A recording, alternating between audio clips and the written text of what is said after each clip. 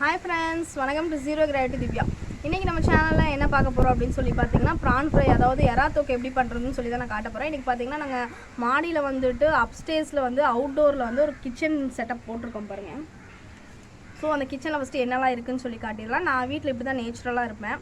So மேக்கப்லாம் எதுவுமே போல எந்த ஆர்ட்டிஃபிஷியலும் எதுவுமே இல்ல. சோ கிச்சன்ல என்னலாம் இருக்குன்னு சொல்லி காட்டிடுறேன். அதுக்கு அப்புறம் கிச்சன் காட்டினதுக்கு அப்புறம் உங்களுக்கு நான் குக்கிங் போயிடலாம். வாங்க வீடியோக்குள்ள போலாம். ஸோ இதுதான் அந்த கிச்சனு. நாங்கள் மாடியில் வந்து அந்த டேர்ன் ஆகி மாடிக்கு வருவோம்ல அந்த இடத்துல தான் கிச்சன் வச்சுருக்கோங்க. இப்போ அப்படியே நடந்து போனோம்னா ஒரு டேபிள் போட்டிருக்கோம். அந்த துண்டு ஏன் கிழிஞ்சிருக்குன்னு கேட்காதீங்க, அப்படி ஒரு துண்டு தான் எங்களுக்கு கிடச்சிது. அதுக்கப்புறம் மேலே பார்த்திங்கன்னா ஒரு ஸ்டவ் வச்சுக்கிறோம், 2 பாத்திரம் வச்சுருக்கோம். அப்புறம் வந்து இங்கே வெஜிடபிள்ஸ் கட் பண்ணுறதுக்கு வச்சுருக்கோம். அதுக்கப்புறம் இங்கே பார்த்திங்கன்னா தக்காளி கழுவுறதுக்கு அப்படியே வச்சுக்கிறோம், மிளகா அதில் போட்டிருக்கோம். இந்த சைட் பார்த்திங்கன்னா சும்மா ஷோக்கு வந்துட்டு 2 தொட்டி எடுத்து வச்சுக்கிறேன், அங்கே ஆனியன்லாம் வச்சுக்கிறோம். அப்புறம் இது வந்து புளி தண்ணி இந்த எறா தொக்கு பண்ணுறதுக்கு, அப்புறம் சால்ட்டு, அப்புறம் இதுக்கு அடியில் பார்த்திங்கன்னா உங்களுக்கு ஸ்பைசஸ்லாம் வச்சுக்கிறோம். இந்தா ஸோ இதுதான் அந்த செட்டப்பு.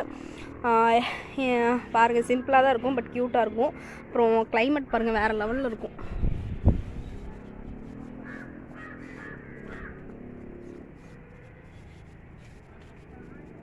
கிளைமேட் செம்மையாக இருக்குது. கொஞ்சம் ரெய்னி வர மாதிரி இருக்குது, மழை வர மாதிரி இருக்குது. ஸோ எனி டைம் மழை வந்துடும். ஸோ மழை வந்துருச்சு அப்படின்னு பார்த்தீங்கன்னா என்ன ஆக போகிறோன்னு தெரியல, தூக்கிட்டு ஓட வேண்டியதான். அதுக்குள்ளே சமைச்சு முடிச்சிடலாம். சரி வாங்க வீடியோக்குள்ளே போகலாம். இப்போ வந்து பேனில் வந்து எண்ணெய் ஊற்றிட்டோம். அதுக்கப்புறம் என்ன பண்ணோம், சோம்பு பொடி 1/2 ஸ்பூன், சோம்பு பொடி வந்து 1/2 ஸ்பூன் போட்டுக்கிறோம். அந்த எண்ணெயில் கிலோ பண்ணுறதுனால 1 ஸ்பூன் போட்டுக்கிறோம். 1 கிலோ ப்ரான் நம்ம எடுத்துக்கிறதுனால 1 ஸ்பூன் போட்டுக்கிறோம். நம்ம போட்டுட்டு அதை நல்லா வதக்கணும். வதக்குங்க. இங்கே நாங்கள் மாடியில் குக் பண்ணிகிட்ருக்கோம் பார்த்தீங்களா, காற்று வந்து பார்த்திங்கன்னா சிலு சிலு சிலு சிலுன்னு அடிச்சுக்கிட்டு இருக்கு. அதனால் மைக்கில் கொஞ்சம் குறைன்னு கேட்டால் கொஞ்சம் அட்ஜஸ்ட் பண்ணிக்கோங்க. அவுட்டோர் குக்கிங்னால் இதெல்லாம் கொஞ்சம் நடக்கிறது வாஸ்தவம் தான். ஸோ அடுப்பும் வந்து கொஞ்சம் அணைஞ்சு எரிஞ்சிக்கிட்டு இருக்கு. இப்படி இருக்குது சூழ்நிலை. அது ஒரு 1 மினிட் நல்லா கலக்கி விடுங்க. அதுக்கப்புறம் வந்துட்டு கருவேப்பிலை போட்டுருங்க.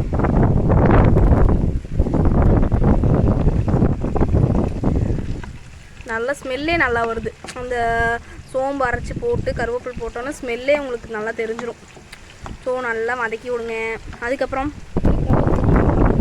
கருவேப்பிலை கொஞ்சம் வதங்கட்டும். அப்புறம் அந்த சோம்பு அதோடு சேர்ந்து வதங்கட்டும். அதுக்கப்புறம் வந்து நம்ம பாருங்க ஆனியன் எப்படி வெட்டி வச்சுருக்குறோன்னா நல்லா சாப் பண்ணிடணும், பொடியாக வெட்டிடணும். அப்போ தான் அந்த தொக்குக்கு வந்துட்டு ரொம்ப பொடியாக இருந்தால் தான் செம்மையாக இருக்கும். ஸோ நீளமாக போடக்கூடாது, பொடியாக வெட்டிடுங்க. ஸோ எடு எத்தனை ஆனியன் எடுத்து வச்சுக்கிறேன்? 1 கிலோனால 2 ஆனியன். 1 கிலோனால நான் 1 கிலோ ப்ரான் எடுத்துக்கிறோம். அதனால் நல்ல பெரிய ஆனியனாக பார்த்து 2 ஆனியன் பொடியாக சாப் பண்ணி வச்சுக்கிறோம். அதை போட்டு அதை நல்லா ப்ரௌன் ஆகிற வரைக்கும் நல்லா ஃப்ரை பண்ணுங்கள். ஏன்னா ஆனியன் தான் இதில் வந்து அந்த டிஷ்ஷையே தூக்கி கொடுக்க போகுது. ஸோ நல்லா ஃப்ரை பண்ணுங்கள். என் தங்கச்சி தான் ஃப்ரை பண்ணிட்டுருக்கா, நான் தான் வந்து பேசிக்கிட்டு இருக்கேன். என் தங்கச்சி பார்த்திங்கன்னா டொமேட்டோ வெட்டிக்கிட்டு இருக்கா. சரி சமைக்கிறப்பயே வெட்டிக்கலாம் அப்படின்னு. இதையும் வந்து பார்த்திங்கன்னா அந்த ஆனியன் வெட்டணும்ல பொடியாக அதே மாதிரி வெட்டிடுங்க.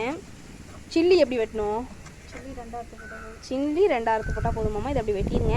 இது ஒரு பக்கம் இதாகிட்டுருக்கு. ஸோ இது நல்லா மழை வந்து துளிச்சிக்கிட்டு இருக்கேன். ஃபோன் மேலாம் பார்த்திங்கன்னா அப்படியே இந்த மழை ட்ராப்ஸாக விழுந்துக்கிட்டு இருக்கு. என்ன ஆக போதோ தெரில. இது வந்துட்டு எறா தொக்கா வரப்போதா இல்லை மழை எறா தொக்கா வரப்போதான்னு எனக்கு தெரில. குழம்பு மாதிரி பண்ண போகிறோம் கடைசியில் மழை தண்ணி விழுந்து. ஸோ இதை நல்லா கோல்டன் ப்ரௌனாக குக் பண்ணணும். இப்போ எங்கள் வேண்டதில் கேட்ட மலை பகவான் வந்து எங்களுக்கு வெயிலை கொடுத்துட்டாரு. அதனால செம்ம வெயில் அடிக்குது. நல்ல வேலை டிஷ்ஷு ஸ்பாயில் ஆகலை. அதனால் இப்போ பாருங்கள் என் தங்கச்சி வந்துட்டு டொமேட்டோஸ் வெட்டிட்டா. காட்ரி நல்லா பொடியாக சாப் பண்ணியாச்சு. அதுக்கப்புறம் மிளகா எத்தனை மிளகா எடுத்துருக்குறேன்? 4 மிளகா எடுத்துருக்குறா 1 கிலோவுக்கு. அதுக்கப்புறம் எத்தனை தக்காளி? 2 தக்காளி எடுத்துருக்குறா 1 கிலோவுக்கு. ஸோ இதெல்லாம் எடுத்து நீங்கள் ரெடியாக வச்சுக்கோங்க. இந்த மாதிரி எடுத்துக்கோங்கப்பா. எடுத்துக்கிட்டிங்களா? இது வந்து பார்த்திங்கன்னா இதுவும் ரெடி ஆகிட்டுருக்கு.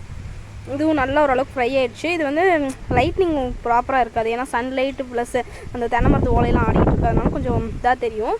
பட் நல்லா அப்படியே கோல்டன் ஆகிடுச்சு. இதுக்கு அடுத்தது வந்து நம்ம ஜிஞ்சர் கார்லிக் பேஸ்ட் போடணும். எடுத்துகிட்டு பா. மிளகா போட்டுட்டு அதுக்குள்ளே ஜிஞ்சர் கார்லிக் பேஸ்ட் வந்துட்டு 1 ஸ்பூன் போட்டுட்டு நல்லா அதை சேர்த்து அந்த பச்சை வாசனை போகிற வரைக்கும் நல்லா வணக்கிடுங்க. இதெல்லாம் சேம் ப்ரொசீஜர் தான். நான்வெஜ்னாலே ஜிஞ்சர் கார்லிக் பேஸ்ட் அந்த பச்சை வாசனை போகிற வரைக்கும் வணக்குங்க. ஸோ எல்லாமே சேம் ப்ரொசீஜர். அதை பண்ணிவிடுங்க. அதுக்கு அடுத்தது நான் உங்களுக்கு காட்டுறேன். அதுக்கப்புறம் இது பாருங்கள் நல்லா ரோஸ்ட் ஆகிடுச்சு ஆனியனு. அதுக்கப்புறம் வந்து நம்ம நறுக்கி வச்சுருக்கிற 2 பெரிய தக்காளி எடுத்து உள்ளே ஆட் பண்ணிக்கிறோம். ஆட் பண்ணிட்டு அதுவும் நல்லா வதங்கணும். நீங்கள் வேணால் சால்ட்டு வேணால் வதங்குறதுக்கு ஆட் பண்ணிக்கோங்க. அதை போட்டுட்டு நல்லா வதக்குவோம். வதக்கிட்டு உங்களுக்கு காட்டுறேன். இப்போ இது நல்லா வதங்கிடுச்சு ஓரளவுக்கு. எண்ணெயெல்லாம் கொஞ்சம் வெளியே வரணும். அப்படியே இன்னும் கொஞ்சம் வதங்க விடுவோம். அதுக்கப்புறம் பார்த்திங்கன்னா நம்ம தலைவர் ப்ரான் எடுத்து வச்சிட்டோம் வெளியே. அது வந்து நாங்கள் ஃபஸ்ட்டே கொஞ்சம் மேரினேட் பண்ணி வச்சுக்கிறோம். சில்லி பவுட்ரு, அப்புறம் வேறு என்ன, மஞ்சள் பொடி போட்டு மேரினேட் பண்ணி எடுத்து வச்சுக்கிறோம். இது வந்து ஒரு மீடியம் சைஸ் ப்ரான். ஸோ ரொம்ப குட்டியுள்ள ரொம்ப பெருசும் கிடையாது, மீடியம் சைஸ் எடுத்து வச்சுக்கிறோம். இப்போ வந்து இந்த பவுலில் வந்து நம்ம எல்லா ஸ்பைசஸையும் வந்து கொஞ்சம் மிக்ஸ் பண்ண போகிறோம். ஒரு ஸ்பூன் இது என்னது, சில்லி பவுடர். ஒரு ஸ்பூன் சில்லி பவுடர் எடுத்துக்கோங்க. அதுக்கப்புறம் கொரியாண்டர் பவுட்ரு பார்த்திங்கன்னா ஒரு 3 ஸ்பூன். இது பார்த்தா 3 ஸ்பூன் மாதிரியே தெரில எனக்கு. 3 தான். சாம்பார் பொடி வந்துட்டு ஸோ 3 ஸ்பூன் போட்டிருக்கிற. கண்ணாலே அளவு பார்த்து போட்டிருக்கிறலாமா. நாங்கள் மோஸ்ட்லி வந்துட்டு ஸ்பூன் யூஸ் பண்ண மாட்டோம். அப்படியே எங்கள் மம்மி வந்து அப்படியே பழக்கிட்டாங்க, அப்படியே அந்த பேக்கெட் வழியாகவே கொட்டுறது. ஸோ வந்துட்டு 3 ஸ்பூன் போட்டிருக்கிறா. இது வந்து சாம்பார் பொடி வந்து எவ்வளோ போட்டிருக்க, 2. சாம்பார் பொடி வந்து 2. ஸோ வந்துட்டு chilli powder 1 spoon, coriander powder வந்து இல்லை ஒரு ஸ்பூன். பாருங்க எப்படிலாம் பண்ணுறான்ட்டு. எங்கள் பார்த்து சமைச்சா என்னத்துக்கு ஆகிறது. அப்புறம் அதான் இப்போ நான் என்ன சொல்லிக்கிறேன்னா, இல்லை 3 ஸ்பைசஸ் இருக்குது. மிளகா பொடி 1 ஸ்பூனு, அதுக்கப்புறம் கொரியாண்டர் பவுடர் 3 ஸ்பூனு, அப்புறம் குழம்பு பொடி வந்து 2 ஸ்பூன். எல்லாத்தையும் எடுத்து வச்சாச்சு. இப்போ அடுத்தது என்னடி பண்ணோம், ஸோ இது எண்ணெயெல்லாம் கொஞ்சம் வெளியே வரணும். அதுக்கப்புறம் என்ன பண்ணணும், ஸ்பைசஸ் போடணுமா. ஸோ வெயிட் பண்ணுங்க, வெளியே வந்துடுச்சு. ஸோ வந்து ஃப்ளேம் வந்து நல்லா குறைச்சி வச்சுருங்க. சிம்மில் வச்சுட்டு அந்த 3 ஸ்பைசஸையும் ஆட் பண்ணிடுங்க. அப்படி தான் என் மூஞ்சிலே அடிக்கணும். பார்த்து குபு குபுக்குன்னு வருதுங்க, டபால்னு போடுறா, எல்லாம் அப்படியே மூஞ்சில் அடிச்சிருச்சு. மாஸ்க் போட்டு வரணும். அதை நல்லா கலக்கி விட்டு அதை பச்சை வாசனை போகிற வரைக்கும் நல்லா பரட்டி விட்ருங்க. உப்பு எடு, நீங்கள் எடுங்க. உப்பு என்ன எடுக்க சொல்கிறாங்க, நீ எடு. குனிஞ்சு நிமிந்து வேலை செய், எடு. அடியில் தான் நாங்கள் ஸ்டோர் வச்சுருக்குறோம். இப்போ பார்த்தீங்களா, நான் காட்டினல அப்பயே. ஸோ அது வந்து உப்பு எடுத்து போட்டுக்கிட்டு இருக்கான். ஸோ அது வதங்குற அளவுக்கு உப்பு போட்டால் போதும். அதுக்கப்புறம் பார்த்திங்கன்னா ஜீரக பொடி வந்து 1 ஸ்பூன் வந்து ஆட் பண்ணிக்கிறோம் பொடி. ஸோ நல்லா அரைச்சிருங்க. இவன் ஒழுங்காகவே அரைக்கலை, இந்த மாதிரி கோர்ஸாக அரைச்சி வச்சுக்கிறான். இந்த ரெசிபி இருக்குல்லங்க, இதில் என்ன ஒரு ஹைலைட்டுன்னு பார்த்தீங்கன்னா, இந்த கிரேவி இருக்குல்ல, இதை நீங்கள் அப்படியே வந்துட்டு எக் கிரேவியாகவும் மாற்றிக்கலாம். இந்த ப்ரானுக்கு பதிலாக நீங்கள் எக்கு போட்டிங்கன்னா எக் கிரேவி ஆயிரும். நீங்கள் அதில் சிக்கன் ஆட் பண்ணிக்கலாம். ஸோ இது வந்து ஒரு பேஸ் மாதிரி தான் இந்த கிரேவி. ஸோ இதில் நீங்கள் எல்லா நான்வெஜ்ஜு இல்லை எது வேணாலும் ஆட் பண்ணிக்கலாம். நாங்கள் வந்து எறாவே பண்ணிக்கிட்டு இருக்கோம். ஒரு டிப்ஸு தான் இது. இப்போ அந்த ஸ்பைசஸோட பச்சை வாசனை போயிடுச்சு இல்லையாங்க. அதுக்கப்புறம் வந்துட்டு நம்ம மேரினேட் பண்ணி வச்ச இந்த ப்ரான் இருக்குல்ல, மீடியம் சைஸ் ப்ரானை வந்து அதில் ஆட் பண்ண போகிறோம். டப்புன்னு கொட்டிடுங்க.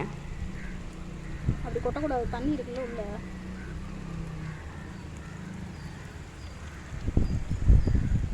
ஸோ தண்ணி இல்லாமல் அதில் கொஞ்சம் வடித்து கொட்டிடுங்க. இதுக்கு அடுத்த ப்ராசஸ், இப்போ இது நல்லா கலந்து விட்டாச்சு பாருங்கள். ஸோ இது வந்து ஒரு 5 மினிட்ஸ் வந்து நீங்கள் நல்லா ஒரு க்ளோஸ் பண்ணி வச்சுடுங்க. க்ளோஸ் பண்ணி விட்டு மீடியம் ஃப்ளேமில் குக் ஆகட்டும். அதுலேயே தண்ணி வரும் அந்த ப்ரான்லேயே. ஸோ தண்ணியெல்லாம் இப்போ ஊற்றலை, இதுக்கப்புறம் ஊற்றணும். ஸோ இப்போ மூடி போடுங்க. மூடி போட்டு ஒரு 5 மினிட்ஸ், அதுக்கப்புறம் உங்களுக்கு காட்டுறேன். இப்போ 5 மினிட்ஸ் கழித்து திறக்க போகிறோம். நான் சொன்னேன்ல உங்ககிட்ட அது தண்ணி ஊற்றணும்னு சொல்லிட்டு. ஸோ நம்ம தண்ணி ஆட் பண்ணவே இல்லை, அதுவே கொஞ்சம் தண்ணி விட்டு இப்போ வந்து புளி தண்ணி ஆட் பண்ணுவோம். ஒரு கிரேவி டைப்பில் வந்திருக்கு. ஸோ இப்போ அதுக்கப்புறம் பார்த்தீங்கன்னா இப்போ என்ன ஆட் பண்ணோம்னா, இதில் வந்து புளி தண்ணி ஆட் பண்ணோம். ஒரு நெல்லிக்காய் சைஸில் புளி கரைச்சி வச்சுருக்குறோம். அந்த தண்ணி இதில் ஆட் பண்ணிட்டோம். இது ஏன் கருப்பாக இருக்குன்னா, நாங்கள் ஆட் பண்ணுற புளி வந்துட்டு எங்கள் தோட்டத்துலேருந்து எடுத்தது. அது வந்து கேரளாவில் எங்கள் தோட்டத்தில் பார்த்திங்கன்னா கொஞ்சம் புளி வந்து கொஞ்சம் கருப்பு கலரில் இருக்கும். ஸோ அதனால் கருப்பு கலரில் இருக்கும், ரொம்பவே கருப்பாக இருக்கும். நல்லா மிக்ஸ் பண்ணி விட்டுட்டு மறுபடியும் உப்பு பத்துதா டேஸ்ட் பார்த்துக்கோங்க.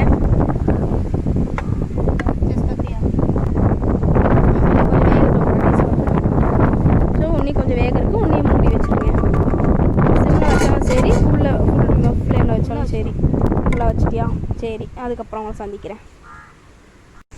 இப்போ பார்த்தீங்கன்னா அது வந்து நம்ம புளி தண்ணி ஊற்றிக்கிட்டோம், அதுக்கப்புறம் தண்ணி ஊற்றிட்டோம். ஸோ குழம்பு மாதிரி இருக்குது, எதுவும் காட்டுறேன். அந்த ப்ரான்லாம் பாருங்கள் அப்படியே நல்லா பெருசாக இருந்துச்சு. எவ்வளோ பெருசாக இருந்துச்சு, நல்லா அப்படியே சுருண்டு சின்னதாகிடுச்சு. ஸோ இந்த குழம்பு என்ன பண்ணோன்னா நல்லா அப்படியே கலக்கி விடுங்க. அப்புறம் மூடி வைங்க, அடிக்கடி கலக்கி விடுங்க. நல்லா சுண்டணும், அப்போ தான் அந்த தொக்கு வரும். நல்லா டேஸ்ட்டு ஸ்மெல்லெல்லாம் வேறு லெவலில் இருக்குது. இப்போ தான் நக்கி பார்த்தேங்க.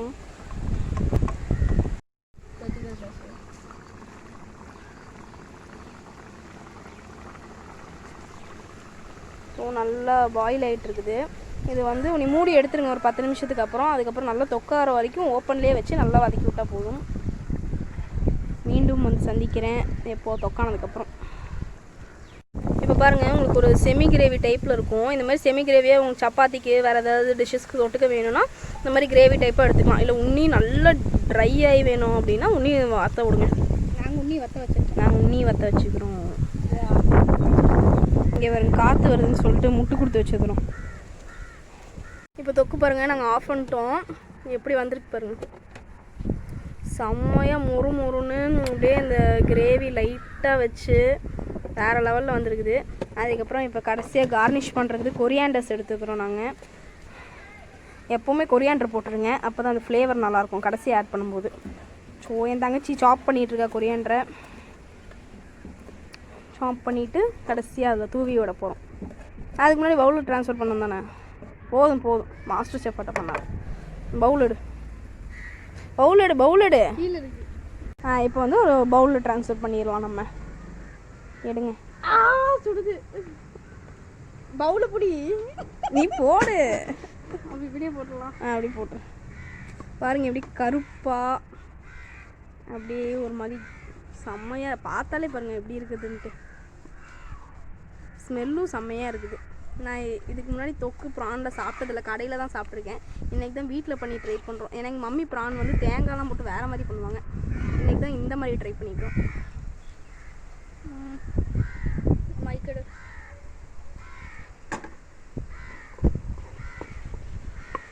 போடு. உங்களுக்கு டேஸ்டிங் எப்படி இருக்குன்னு சொல்கிறேன். இதை போட்டுட்டு அது மேலே அழகுக்கு, ஸ்மெல்லுக்கு, டேஸ்ட்டுக்கு கொரியாண்டரை போட்டுரும். அதை போடு சீக்கிரம்.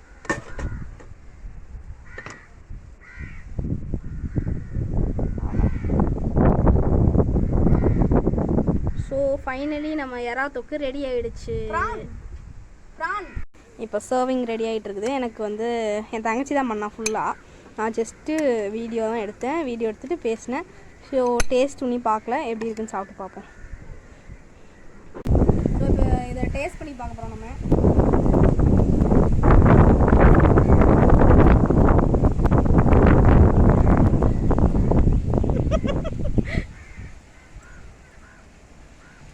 நல்லா இருக்குங்க, சூப்பராக இருக்குது. உங்கள் இதான் ஃபஸ்ட் டைம் வந்துட்டு தொக்கு வீட்டில் செஞ்சு சாப்பிட்றேன். எங்களுக்கு காரம் அதிகமாக பிடிக்கும் அப்படிங்கிறதுனால காரம் கொஞ்சம் அதிகமாகவே போட்டிருக்கோம். அப்புறம் அந்த புளியோட ஃப்ளேவரு, அந்த ஆனியன்லாம் இருக்கிறதே தெரியல, ஏன்னா நல்லா ஃப்ரை பண்ணிட்டோம் நாங்கள். ஸோ நல்லா இருக்குது. நீங்களும் இதை ட்ரை பண்ணிட்டு எப்படி இருக்குன்னு சொல்லிட்டு கமெண்டில் போடுங்க. அப்புறம் இது சாப்பிட்டு உங்களுக்கு பிடிக்கலைனாலும் கமெண்டில் போடுங்க. பட் எனக்கு பிடிச்சிருக்கு, நல்லாயிருக்கு. எங்கள் மம்மி வந்து கோகனட் போட்டு செய்வாங்க. பட் ஃபஸ்ட் டைம் வீட்டில் இந்த மாதிரி செஞ்சு சாப்பிட்றோம், நல்லாயிருக்கு. நீங்களும் இந்த மாதிரி ட்ரை பண்ணுங்கள். எங்கள் vlogs நிறைய சப்போர்ட்ஸ் வருது. ஸோ இதே மாதிரி சப்போர்ட் பண்ணிகிட்டே இருங்க. அவ்வளோதான். எங்கள் சேனலை வந்து பிடிச்சிருந்துச்சுன்னா நீங்கள் மறக்காமல் சப்ஸ்கிரைப் பண்ணிட்டு கீழே இருக்கிற பெல் பட்டன் அமுத்திடுங்க. எல்லாத்துக்கும் ஷேர் பண்ணுங்கள். பாய், நெக்ஸ்ட் வீடியோவில் பார்க்கலாம்.